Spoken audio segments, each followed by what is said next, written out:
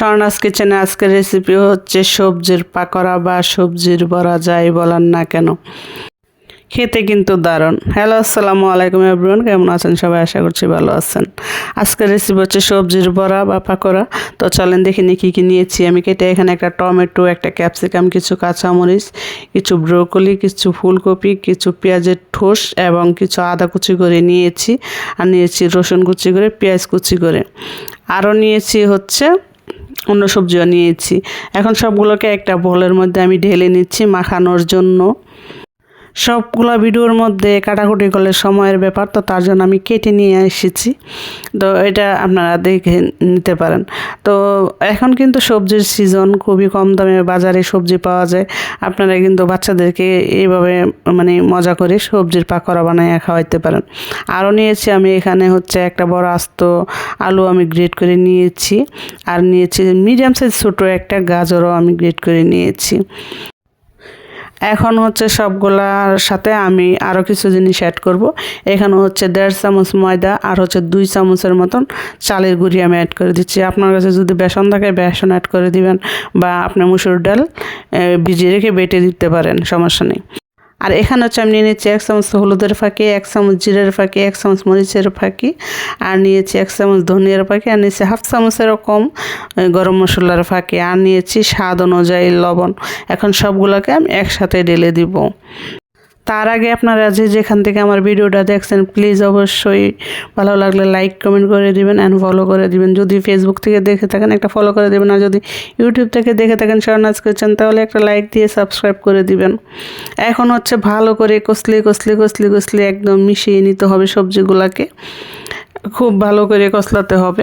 আমি কিন্তু হাতে কোনো গ্লাভস পরিনি, আপনারা আবার বলেন না যে বেরিয়ে খালি হাতে কীভাবে গছর করে এই কষলাইতেছে, বা এটা তো আর আপনারা খাইতে যাবেন না, আমিই খাবো, আমার বাচ্চাই খাবে, তো সমস্যা নেই, আপনারা আবার কোনো ভুল টুল ধরেন না। আমার কাছে গ্লাভস ছাড়া খালি হাতে মাখতে আমার কাছে খুবই ভালো লাগে, বুঝছেন। একদম আলুর ভর্তার মতন করে একদম মেখে নিব আমি কিন্তু মনে করেন বেশিরভাগ সময় সব কিছুই বাসায় বানাই। বাচ্চাদেরকে চাই না যে রাস্তার ফুটপাতের জিনিস কিনে এনে খাবে, কিন্তু তারপরও দেখা গেছে আমার ছেলেমেয়েরা রাস্তার জিনিসই কিনে এনে খায়। ফুচকা বলেন, চটপটি বলেন, যাই বলেন না কেন, তারা রাস্তার খাবারই পছন্দ। বাসায় হাজার খাক, তাদের রাস্তার জিনিসই খুব পছন্দ সেই লেভেলের পছন্দ জিনিস, এগুলো তো আমি ফিরাইতেই পারি না। তো এখন কিন্তু দেখতে পাচ্ছেন একটা লেভেলে চলে আসছে, কষলানোর পরে সবগুলা কিন্তু মিশে গেছে।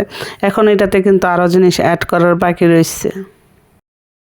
কষলি শেষ হওয়ার পরে আমি এখানে আস্ত একটা রসুন পেয়েছি ভিতর থেকে, বাবা যায়।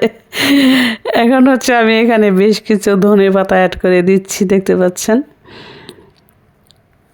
এবং ধনে পাতাটা ভালো করে মিলানো হয়ে যাওয়ার পর আমি এখানে একটা ডিম দিয়ে দিচ্ছি। ডিমটা হচ্ছে অপশনাল, আপনি চাইলে দিতে পারেন, না চাইলে নাও দিতে পারেন। ডিমটা দিয়ে বেশি ডলাডলি করা যাবে না, একদমই হালকাভাবে জাস্ট একটু মেখে নেবেন।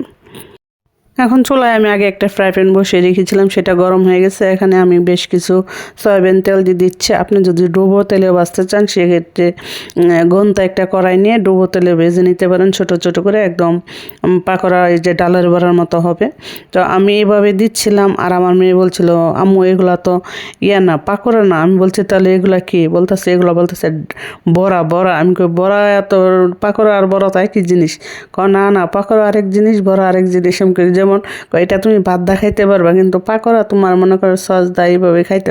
আরে বাবা, এটাও তো সস দিয়ে খাওয়া যাইব, তাই না? সেইটা মানতে নারাজ যে এটা হচ্ছে পাকোড়া বা বড়া, যায় বলে না কেন, জিনিস একই।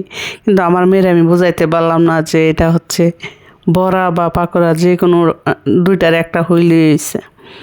তো এটা দেখতে পাচ্ছেন আমি এখন উল্টিয়ে পাল্টিয়ে দিচ্ছি, আর কালারগুলো দেখছেন কত সুন্দর। আমি কিন্তু চুলাটা লো করে দিয়েছি, অবশ্যই চেষ্টা করবেন চুলা লো করে ভাজতে, তা না হলে দেখা যাবে একদম লাল লাল হয়ে যাবে, কিন্তু ভিতরে হবে না। একদম সময় নিয়ে ভাজতে হবে, খুবই সময় নিয়ে ভাজতে হবে, তাহলে কিন্তু বড়াগুলো মশমশা হবে। তো দেখতে পাচ্ছেন এখান থেকে কিন্তু আরও কিন্তু কয়েকটা কিন্তু এদিক সেদিক চলে গিয়েছে প্লেটে আমার মেয়ের। তো আমি আগে যেগুলো দিয়েছিলাম সেগুলো সাইডের থেকে উঠিয়ে দিয়েছিলাম। তো এখন আমি চুলা একদম লো করে রেখে দিয়েছি, যাতে বড়াগুলো মশমশা হয়। মশমশা না হলে কিন্তু বড়া খেতে ভালো লাগে না। তো এই তো আমার বড়া কিন্তু প্রায় হয়ে গেছে। তো এই বড়াগুলা কিন্তু আপনি গরম ভাতের সাথে কাঁচামরিচ নিয়ে সাথে বা শুটকির ভর্তাটার সাথে নিয়ে উফ কি যে খাওয়া, একদম গরম ভাতের মধ্যে মনে করেন সেই লাগবে। যারা মনে করেন খাওয়া বড়া পছন্দ করেন ভাতের সাথে আর কি। তো আমার প্রায় সময় আমার ছেলে বলতো বড়া বানাইতে, আমার মানে কোনো কিছু করলে আমার ছেলের কথা খুবই খুবই মনে পড়ে। আমার ছেলে বড়াটা খুবই পছন্দ করতো। এখন হচ্ছে আমি দেখে দেখে সবগুলো বড়া তুলে নিচ্ছি, যেগুলো একটু মশমশা হয়েছে একদম ক্রিস্পি ক্রিস্পি টাইপের হয়েছে সেগুলো আমি তুলে নিচ্ছি, আর বাকিগুলো মাঝখানে রেখে দিব। এগুলো সময় নিয়ে আস্তে আস্তে ভাজা হবে, সমস্যা নেই।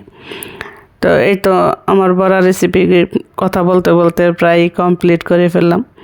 তো আমার বড়া রেসিপিটা আপনাদের কাছে কেমন লাগলো? যদি আপনাদের কাছে ভালো লেগে থাকে তাহলে অবশ্যই একটা লাইক অ্যান্ড ফলো দিতে বলবেন না। তো এখানে দেখেন কিছু আমি পরিবেশন করেছি। তো এইভাবে কিন্তু আপনারা বাসায় বাচ্চাদেরকে খাওয়াতে পারেন। আজকের বিদায়, ভালো থাকবেন সবাই, আল্লাহ হাফেজ।